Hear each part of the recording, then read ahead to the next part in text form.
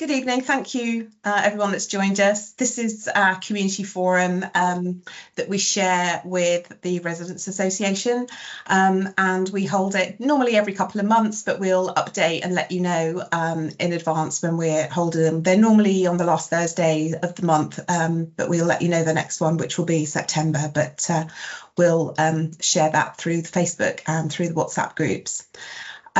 For those that don't know me or are new to the development, my name is Christine Littlewood and I'm the Community Development Lead here at Wintringham. I'm based in the black container office that you may have seen that's opposite the school next to the toddler park. And if you would like to see me at any point or just have a chat, let me know how you're getting on. Please do get in touch, drop me an email or give me a call, and I'm happy to set up a meeting. You can pop in, or I'm more than happy to come over to you. My details are in the red pack that you would get when you've moved in, and also on probably a lot of leaflets and door drops that you get. So, but by all means, please let me know how you are, and if there's anything I can help you with, don't hesitate to ask. So this evening, if just next slide, Paul, sorry, just do some quick intros. So this evening, I'm joined by my colleague Paul Murphy, who's Urban and City, and he's our Communications and Partnerships, and also Scott Jenner, who I'm sure many of you know by now. He's the chairman of the Wintringham Residents Association. And this evening is the opportunity for Encore Estate Management to perhaps talk through some of the areas and a lot of information to share with you. And by all means, very happy to answer your questions. And we're joined by Duncan and Tracy from Encore as well. So without further ado, next slide, Paul. So yeah, just to recap, so we'll start off, Scott will do a roundup of everything, all things Residents Association, and then Duncan and Tracy will talk through an update, obviously from the estate management side, and Paul and myself will chat through some community and development news. And as I say, any questions, please, as always, raise your hand or drop it in the chat, and we can let you know, obviously come round as to those questions. Just to let everybody know that the session is being recorded, and I will share this on the Wintringham Facebook page in the coming days. So please feel free to ask questions. Very much a safe space, and we're really here to support you. So feel free, and please be open and transparent with us. We're very much like to help you where we can too. Next slide. So just hand over to you now, Scott. Sure, thank you. Hello. So yeah, as Christine said, I am Scott. I am the current chairperson of our Residents Association. I'm just going to take you through a quick update on what we're doing. Paul, if you would like to go to the next slide, please. So first of all, to start off with, who are we? So the Wintringham Residents Association is a group of volunteer residents. So we're all residents here, just like you, with a purpose of bringing our community together. Is someone on? Bringing our new community together. So many of us are in the same boat, having been here probably maximum of 3 to 4 years. We're all relatively new to the area, so the main purpose is to bring and connect our communities together, as well as having a bit of fun along the way and trying to resolve any issues that we may have as a new development. So we established in 2021. The team that established have now moved on, but we have a fantastic new team. So there's currently 5 of us, with 2 honorary members that help us out with events. If you'd like to get involved, I'll explain a little bit further on in the event slide. We're always looking for volunteers, so please do reach out. So our community plan for 2024, where are we and what are we doing? So our main focus for this year is welcoming new residents to Wintringham. So lots of people have moved in this year. Many people we've not met yet, many we have. So we've got a massive focus on how we introduce parts of our new community to our existing growing community. So we also lead community events. So we work with Christine at Urban Civic, balancing kind of community-led events and urban and civic-led events, all with the purpose of bringing us together, learning about each other, understanding our diverse community, and really getting to know your next door neighbour. We'll then be focusing on all of the information that is available to you and any contacts that would be quite helpful. So anybody new to Wintringham has everything they need to know. That will be coming out over the next few weeks. And you also get a red book from Urban and Civic, which will kind of explain the vast majority of that as well. So if you are new, or if you're not new, you still have your red folder, please do read through it, because it's got lots of information on there. And then we're focusing on Neighbourhood Watch and resolving any issues and building our community that way as well. Next slide, please, Paul. So if you're new here, hello. You've moved into a great area. We're a very connected and lively and active community. You've moved to a great place. So if you haven't done already, please join the Wintringham Community in brackets UK Facebook page. That is our main Facebook page where both Urban and Civic, Off the Beaten Truck, and ourselves post all of our updated information. So please do sign up to that page.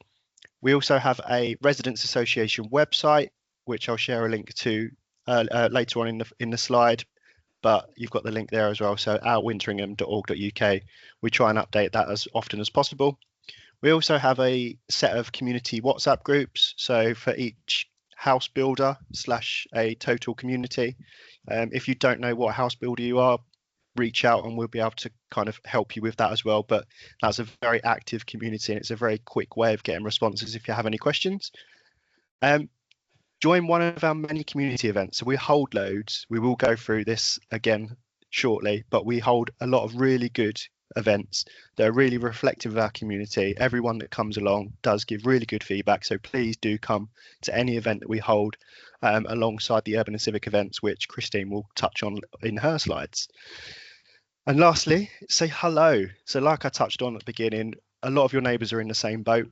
Don't be nervous, just say hello, introduce yourself and start building those connections. Next slide, please, Paul. So our events that we lead as a residents association on behalf of the community. So we've just had Wintringham Day, which I hope you all really enjoyed for those of you that did attend.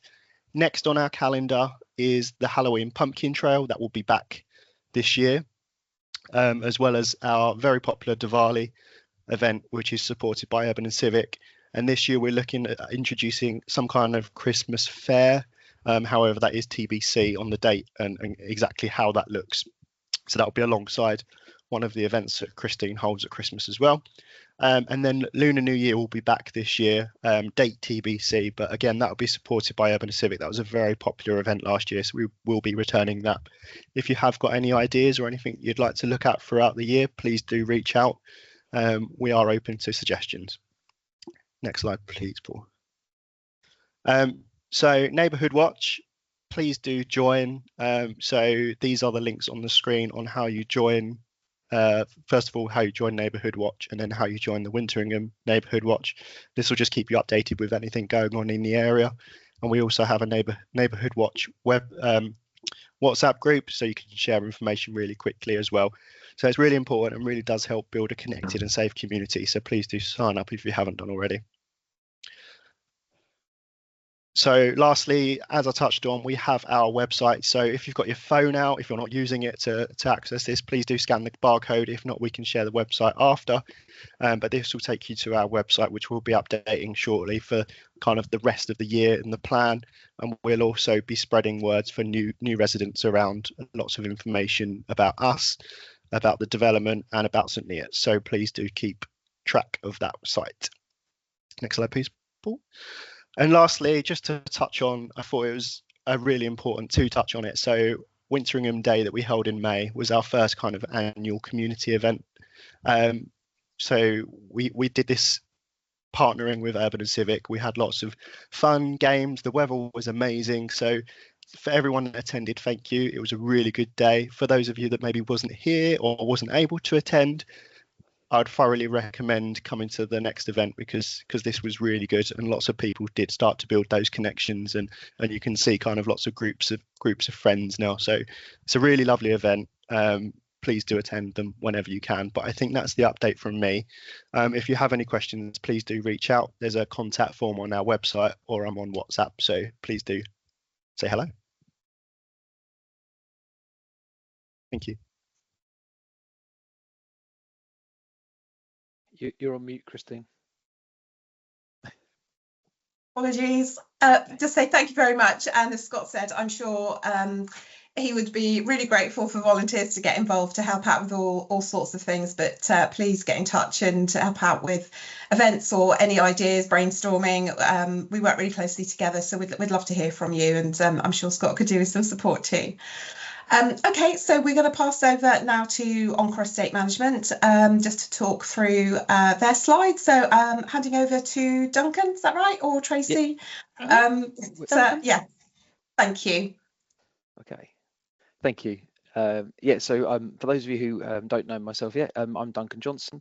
I'm one of the Associate Directors at Encore, and I've been involved in the development before people moved in, helping to sort of plan what the service charges would look like, how we would be able to manage the area that Urban and Civic have created.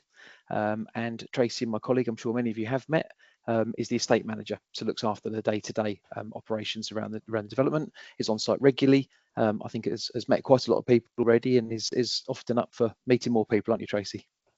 Definitely. Cool. Okay, thank you. Next slide, please. So Christine contacted us a little while ago, and we were talking about sort of topics, and some of the feedback I think that she's had recently is kind of around these points. So obviously we want to do a bespoke presentation each time, just to cover off the kind of the current questions and queries. They are general to obviously what we do in terms of management of the service charges. And obviously if you do have specific questions after this, obviously you can always ask as we go, or you can get in contact with Tracy and myself. And obviously if we've got, we'll help in any way we can. So say Tracy's at the development regularly, so if you'd like to meet her, have a look around and see things, show things or ask questions about things, just get in touch. If it's more of a general question about how we manage things, then obviously again, please just ask. So we're just going to run through the managed areas, because I think that's a bit of a query, what the service charge covers, specifications, because that's quite an important one with lots of different types of areas around that need managing. Service charge is not just spent on grass cutting and woodland management. There's a few other things as well. How is the service charge reviewed? There is a legal mechanism to this and a legal background, so we can sort of just talk you through that very, very quickly, and also more importantly, share with you where you can find that if you want to look in more detail. Information sharing, and then just a bit about resident feedback as well. So we'll go through. So next slide, please, Paul. So this is really, I think, hopefully this goes without saying, but ultimately I think we all want the same thing. We all want the development to be well managed. We want it to look good. We want you to feel like when you pull in off of the main road, pull into the development, you feel like you're home. You feel like the development looks nice. And obviously the community association will obviously take care of those fun events. We'll be looking after the kind of the obligatory upkeep and the maintenance, but making things look good. And making you feel quite proud of where you live. So next slide, please. So one of the queries that Christine asked us was really to share with you which areas do we manage, because obviously the development's rather large. There's lots of areas that look finished. There are areas that are now they were finished and now being dug up again. But there's often some queries about exactly which bits we're actually responsible for. So we're going to touch on a little bit more about the portal shortly, but this is just a plan, a bit of a rough idea here, sort of a sort of high scale version about the areas that we're currently looking after. So you'll see, for example, you see where the school is. You'll see that is outside of our remit, as you would probably imagine. And the areas that are hatched in sort of purple, they are the areas that we are currently looking after. As I say, you can look at this plan in more detail and you'll be able to zoom in a bit more on the portal. Every year we have a conversation and a meeting with Urban and Civic and some of the other house builders about areas that they want to add. So as these areas are completed and finished and ready to hand over to Urban and Civic, we go through a handover process with them, and then we'll update these plans and we'll update them on the portal as well, just so that you can see what it is we're looking after. And what's also really important to bear in mind is that as someone mentioned earlier, there's lots of different house builders here, lots of different parcels. They have obligations to install areas and to have areas kind of up and running in a certain way. They have obligations with Urban and Civic to do that. So we work with Urban and Civic on that handover process. They don't just kind of tell us, here you are, it's yours, you've got to look after it. It's all kind of controlled and it's all managed, and we collate all the plans and the documents that support this. And we work with Urban and Civic to make sure that things are handed over in a good standard for our maintenance to start. Thank you. Read my mind. So obviously one of the biggest things when you live in a development like Wintringham is it's about green space management. So we'll come on in a second, there's some other bits that we do, but one of the biggest things and one of the largest cost centers in the budget is obviously the mowing regimes of the different areas. So the gardening team are on site regularly. They're on site every week, numerous people, generally more in the summer, potentially a few less in the winter.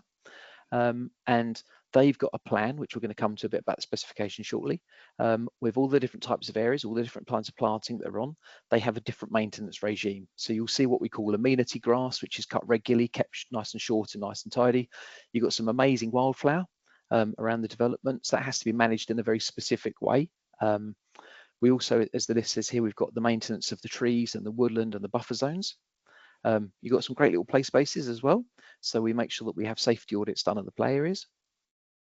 There's also quite a complicated a drainage agreement, an arrangement of the development about how water is kind of channeled off the roads and into the suds ponds and away from the development. So that falls under our remit as well. Looking after the cycleways and the footpaths. Emptying bins. So I think this is a query from someone. So the bins are supposed to be emptied twice a week. If we're feeling that that's not enough, please do feed back to us, because I think obviously working with Tracy, we can look at seeing if we can get that increased, get that frequency increased of emptying. And another thing is replanting. So I think I'll hand over to Tracy in a moment, but I think she's done an exercise fairly recently and does do an exercise regularly with Whitings, who are the main contractor, about what plants are dead, what needs replacing, whatever it covers, trees, etc. So Tracy, is there anything you'd like to add just on that topic?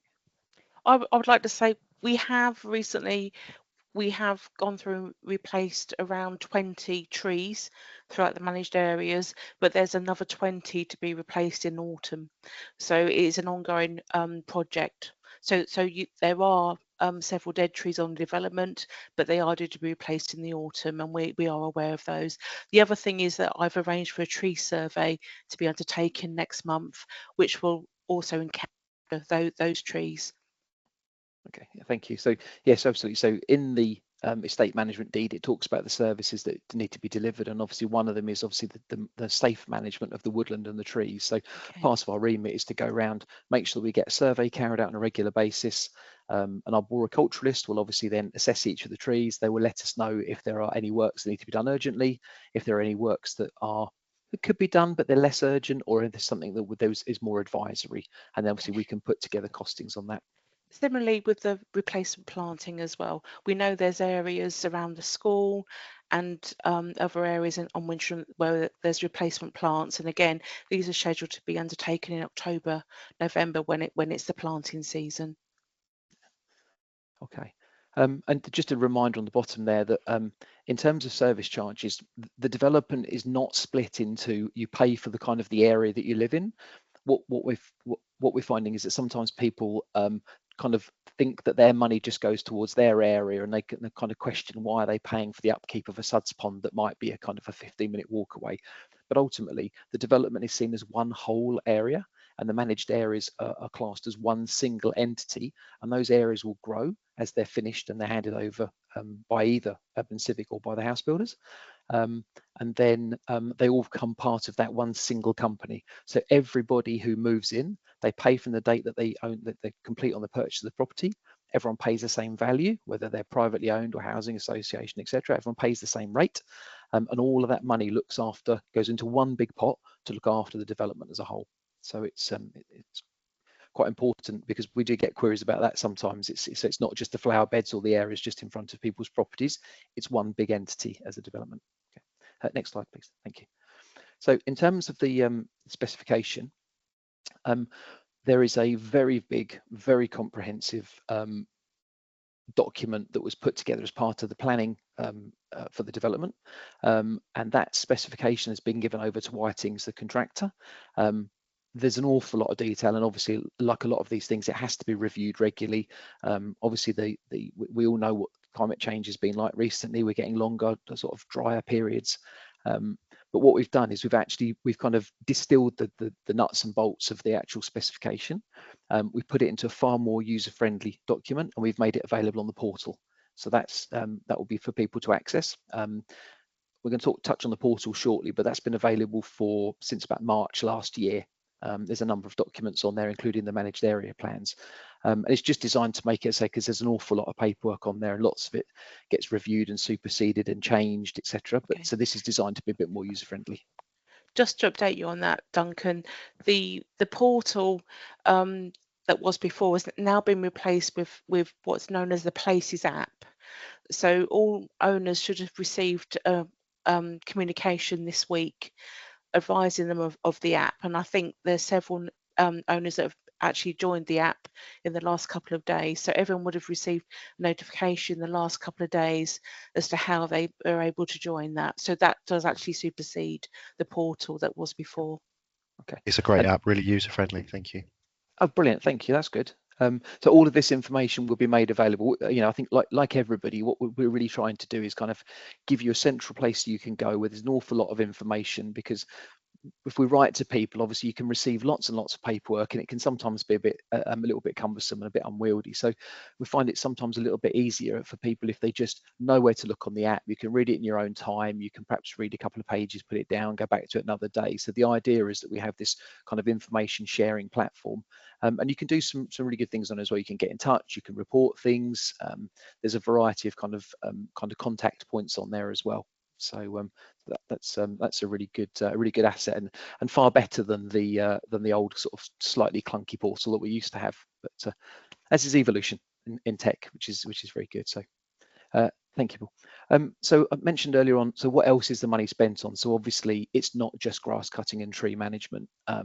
Part of our job is to make sure that we provide some of the essential services like lighting, and appointing contractors, for example, spreading grit or carrying out the play assessments, the safety assessments, and monitoring their performance as well. So one of the reasons that Tracy's at the development on a weekly basis is just to make sure that we're constantly here, constantly inspecting, constantly making sure that we're up to speed with how things look.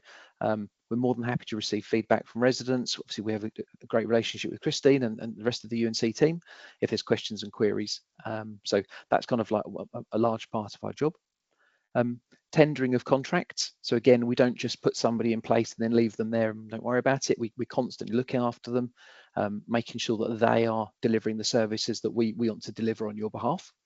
There was a large retender exercise done, I think it was just over a year ago, on the landscaping, and the current incumbent Whitings, they were in place and they've won the continuation of that contract.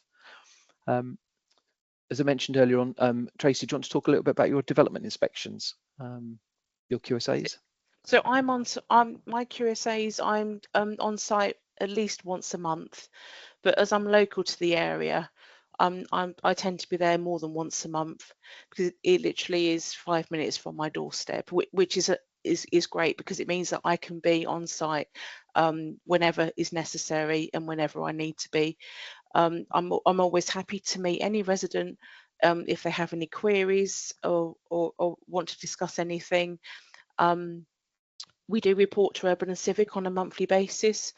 So Duncan and I have monthly meetings with Urban and Civic, and we do go through the reports, we go through our inspection sheets, and basically what's happened throughout that month, so that we're all on top of what's going on. Okay, thank you. Another part there just to mention, obviously, is kind of reactive work. So things will break down and things will break. So obviously part of our role is to react to those items. Ensuring regular communication is obviously really important. So again, I think between the community association and Christine and the team and us, obviously there's lots of people trying to kind of communicate and tell you lots of things on a regular basis, which we hope people see is a good thing. And then we also have the governance side of things. It's a bit more behind the scenes, but there's the kind of, as Tracy touched on, there's the kind of financial reporting that we go through with Urban and Civic on a regular basis, reconciling how many properties have sold, how much service charge has been paid, etc., etc. So we go through all that on a regular basis as well. Next slide, please. Thank you. So we touched on something, and we're not going to labour the point on this actually, the next couple of slides, because they're quite detailed. But what we just wanted to cover here is the way that the service charge is reviewed, because from the 1st of October will be the first increase in the service charge. So it's been capped at the same figure for 5 years, which is £250. In the estate management deed, there is a section at the back which talks about how the service charge is reviewed. It's a fairly unwieldy RPI-based calculation that's used, but the new figure will be shared with you. It generally comes out in September because it actually uses an RPI figure for September as part of the calculation. So we can't do it any sooner than that, but we will be writing to everyone to let everyone know what the charge is going to be. After this, it will be reviewed using this RPI calculation until September 30th September 2029, and then there is a whole review. But I think what's really good about the urban civic developments, and you don't really get this anywhere else, is that they put caps in place so that you don't, if costs are to escalate for some reason, there might be a blip in the market. Obviously, we all know what happened with the budget a little while ago. Under the current government, obviously lots of mortgage rates went up, lots of things spiked, but you have the protection of these caps and these RPI caps, and Urban and Civic effectively very heavily subsidise the development over and above that. So you're not in a position where if suddenly there's a difficult year and costs really spiral, you're protected. You just pay the amount that you've paid, and Urban and Civic are picking up the rest, which is quite rare. And I think it's definitely incredibly helpful, I have to say. Most developments that we work on, they don't have that. It's just down to the residents. You pay what you pay. So I think it's a real asset to the development for people to be able to plan, knowing what these costs are going to be. Next slide, please. So if you wanted to read a bit more about the details, and I won't go through this in too much, but at the back of the estate management deed, it explains to you that the service charge is a legal agreement between the the Wintringham Management Company, so I got the wrong one there, and homeowners, and this is signed by everyone on completion. Schedule 1 defines what the common parts are. So if you're not really sure what the common parts constitutes, you can have a bit of a read in there. Schedule 2 sets out what the services are to be delivered. And Schedule 3 kind of wraps up what costs can be included in service charges, because there are some things that you just can't put through service charges no matter what. So this is there for everyone's protection. And Schedule 4 has got the method of the calculation of charges. What Tracy does every year when the new budget letter comes out, she actually puts what the calculation is, the slightly unwieldy calculation, and sets it out for everyone to see as well, so it's nice and transparent. And we'll do that again when you get that in September. As I mentioned earlier on, everybody pays an equal share. So I think sometimes people wonder if everybody pays, do some people get discounts, or is it? But it's very much the case that everybody pays the same amount, irrespective of which house buyer they fall under. So, okay, thank you. So as I say, the My Property Online thing has literally just been superseded as we speak, and it's now the Dwellent portal, which you should have had access to, as Tracy mentioned in the letter. We like to put copies of documents on there, as I mentioned earlier on. As I say, the budget cover letter goes on there. The estate management booklet will be on there as well, which would have been issued probably in hard copy when you purchased, but we have a copy in case people have mislaid them. We keep the plan and managed areas updated. We have the specification and the plan. And if there's any other sort of ad hoc information as well, we like to have that available. So I think a number of people questioned with Christine before, they're not sure where to find these things, but this information has been up and running for a while now. So encourage you to and also just to reiterate about the Places app, it does mean that if there's a specific issue that is going to affect the estate, that we can report it in one go. We can let you know just by putting it on the app. It means that everyone receives an email alert to advise of that issue. So it will mean that it's a much more effective, streamlining way of communicating with everyone. And also, if people want to message me, they can do so via the app. If they've got a query, they can do so via the app, and I can answer it straight away. So hopefully that should improve communication. Okay. So next slide, please. So again, I think this is a really good place to kind of sort of touch on the way that people can have a say. We encourage and Urban and Civic encourage people to come along to these meetings regularly. They are, I think, as Christine said, every couple of months. It's very much a two-way mechanism. We really do want people's feedback if people have got questions and queries. So we'd encourage people to come to as many of the forums and as many of the events as possible. You can report issues via the Info Encore Estates email address, or through Dwellent now, through the Places app, sorry. If people have got antisocial behaviour problems with neighbours, like noise issues, etc., things like that, that's the one thing that we would just say you really do need to report that to local authority, because as a management company and a managing agent on behalf of that company, there is only so much we can do, and we don't have any legal power to be able to resolve these issues. Because it's technically, it's not really a service charge issue. So what we do need is just to remind people, if you have disputes with neighbours, they really must go to the local authority and they need to follow their processes as well. Just last slide then, please. Thank you. So one question that comes up all the time is, why do I pay council tax and a service charge? I don't know. I live over in Cambridge, and I've noticed that the level of services has really dropped around the town when it comes to grass cutting. Lots of verges are just left a lot longer now. When they're cut down, it's not always very tidy. Lots of the grass cutting is just left. It's really not great.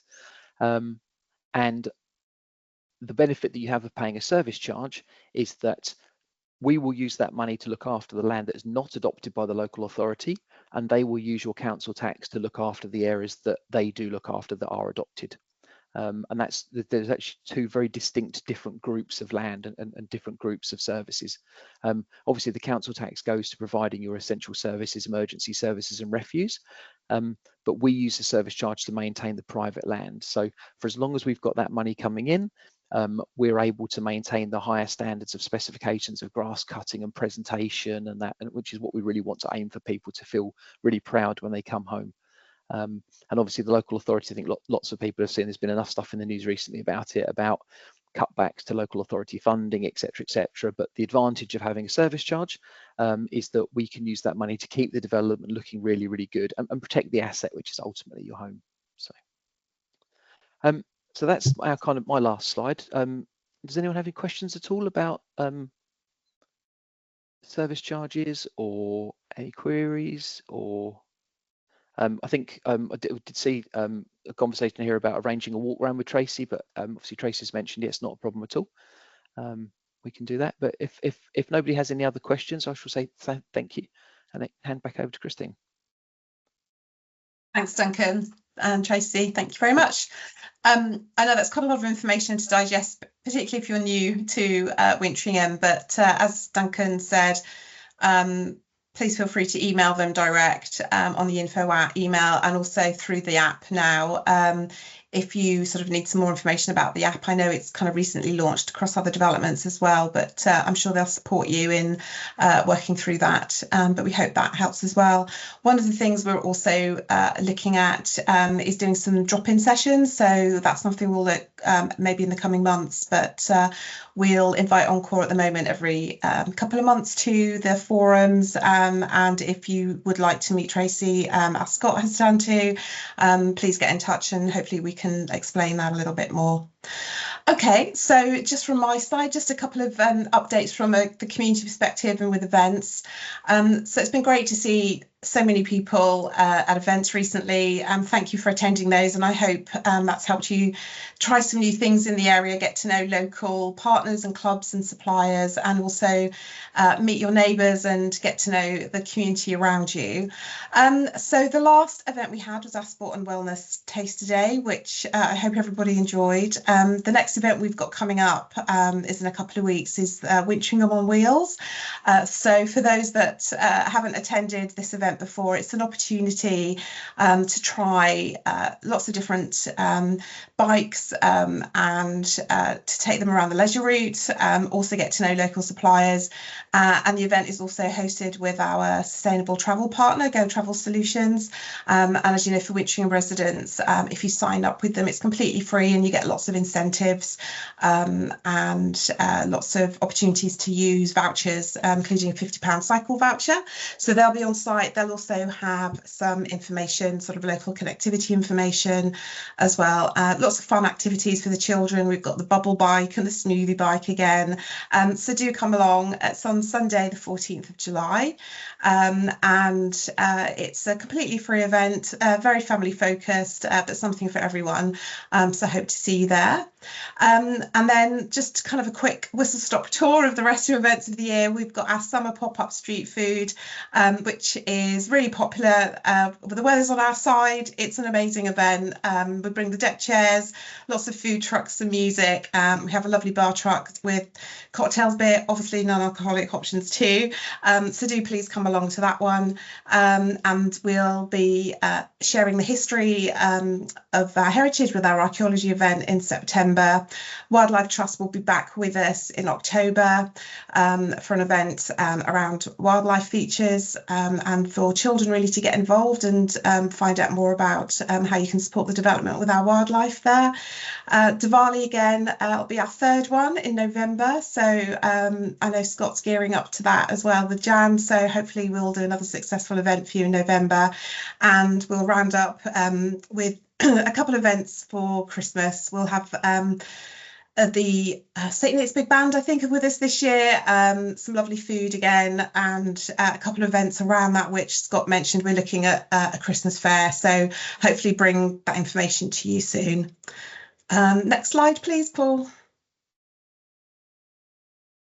And then just for those, I've seen sort of a couple of people asking and just queries, just to remind everyone that we have food trucks and at Wintringham on the school plaza. So those who haven't tried it yet, we have Perky Beans, who serve amazing coffee on a Monday and Friday morning from 8:30 to 1:30. So if you're on the school run or working from home and fancy some nice coffee, then please pop along for that. And then every Friday we have a food truck from 5 to 8. So we all rotate and have different trucks there too. So obviously the more footfall we have, the more choice of trucks we have. So we really want to keep the food offering at Wintringham. So please come and support those local suppliers, and hopefully we can increase that offering too. So thank you. Next slide. So we are just finalising the resident magazine, the Wintringham Wagtail. If you're new to Wintringham, this is a publication that we will door drop to you. It will also be on our website as well as the digital version, but it's basically a really lovely magazine that we hope will give you lots of information about the development, about things coming up, kind of the things that we're talking about on the forum, but hopefully a little bit more detailed information around, say, for example, the district centre, some of the key areas that are coming forward, some local news about connectivity in the area, events that are going on. So we recommend you to have a read through, and always open to articles and information that you'd like us to share with you. I will drop a note as to when that will be door dropped, probably in the next week to 10 days. If you haven't received that, then please just message me or email me, and we'll make sure that you get a copy. We just want to make sure everyone's receiving all the door drops, so it'd be a good one to test that everyone's receiving all the right information too. Thank you. Next slide. Okay, that's great. Thank you. I'm just picking up just a couple of bits on the just on the chat. Okay, opposite the Barratt Homes development, why is the toddler park not fenced for safety? So the toddler park is a temporary area. This is on a private road. So Nuffield Road at the moment is a private road. It's not adopted. So this has come up. It really is.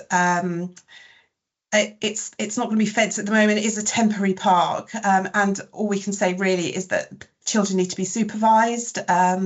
It's quite a difficult one to manage, so we would really ask that parent supervision is paramount there. That the toddler park won't be there forever. It will be moved to another part of the development. It was something we brought forward just to bring some more green space forward, and also some more child play areas for younger children. So it's not a permanent area. So it really is, if we can all work together to drive safely, supervise children, and just be really mindful that that park is there. But I do appreciate the concern. Amanda, thank you. Coffee truck is fantastic. Yeah, we've had great feedback. So hopefully we'll see that as a permanent fixture. Just probably one for Encore here. Is there anything that can be done about bins being left out all week on the footpath? Don't know, Tracy, if that's something you're able to comment on. We have actually done a letter drop recently, just reminding all owners that the bins need to be put back once the bins have been collected. If I know which particular householders they are, I can target them individually, but we have tried to issue this estate-wide to accommodate the issue. But again, if people can let me know which particular property are leaving bins out, then we can target them specifically. Thank you. Are there any more questions specifically just before I hand over to Paul on for Encore or myself? Obviously, we're here at any time and can happy to answer emails going forward. So sorry, just being off for Amanda. Delighted Hedgehogs Garden, could you spot us adding hedgehogs? So I don't know if Amanda, if you were on the site. So with the Wildlife Trust, we did a Hedgehog Highways event purely for that, to support the hedgehogs in the area. If you feel that's something you'd like to do again, I can certainly raise that with them, and we can perhaps do that event and do some of the Hedgehog Highways kind of event again, which was really popular. But thank you for that feedback, and I'll certainly pass that back through. Okay, so I will now hand over to Paul just to give you a quick roundup and development update. So thank you. Thanks, Christine. Evening, everyone. Just as Christine said, just a brief outline of the development, just in a sort of a whole as it sits in the St Neots area for those people that aren't familiar with the area. The whole of Wintringham will be 2,800 homes. It will have 2 primary schools. Obviously, one is already built. It's going to have a district centre, which I'll talk a little bit more about later and on the next slide, and also a local centre. And as you know, it's got lots of footpaths and cycleways and bridleways. As you can see there, the phase 1 is where we're all at now. Phase 2 is starting. We're putting in some what's called culverts, which are big bridges that are going through at the ends of the spine roads. They're going in as we speak at the moment, actually. So once they're built, we'll start to do some remedial work to start to get that land ready for key phase 2. And then in a few years' time, we'll go down into key phase 3. So just to give a bit of an outline, Scott was talking about which house builder people may or may not be in or wouldn't know. This is a good map of where those house builders are. And in terms of this area, we've got about 550 new homes occupied, lots of green spaces as well. Again, a network of footpaths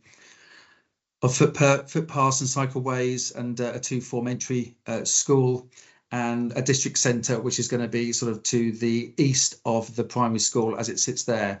And I'll just talk a little bit more about the district centre in the next slide.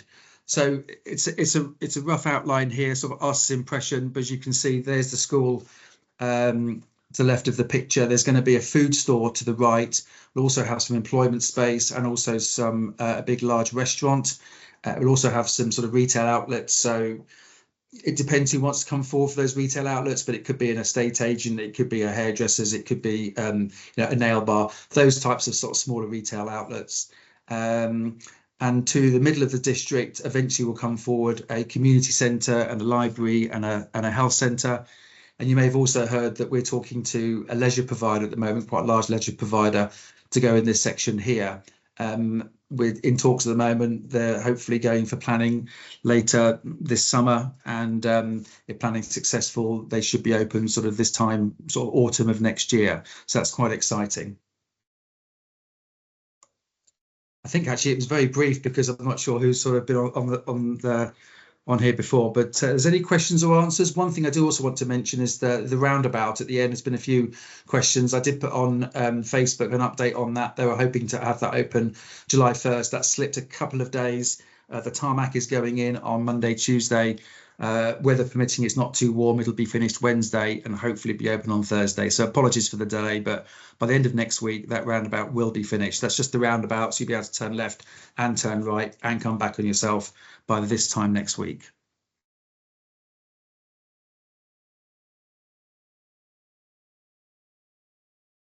Thank you, Paul. So yeah, just final requests for any questions, anything you want to raise particularly. If not, as I said, always available to be contacted. And the next forum will be Thursday, the 26th of September. But as I say, we'll obviously share information going forward. So the wagtail, as I mentioned, will come out. We hope there'll be lots more information in there that you'll find useful, perhaps a bit more in detail than we've kind of talked about tonight. But in the meantime, thank you very much for joining. I wish you a pleasant rest of your evening and I hope to see you soon. Thanks, everyone. Thank you. Thank you, everyone. Thank you. Bye-bye. Bye.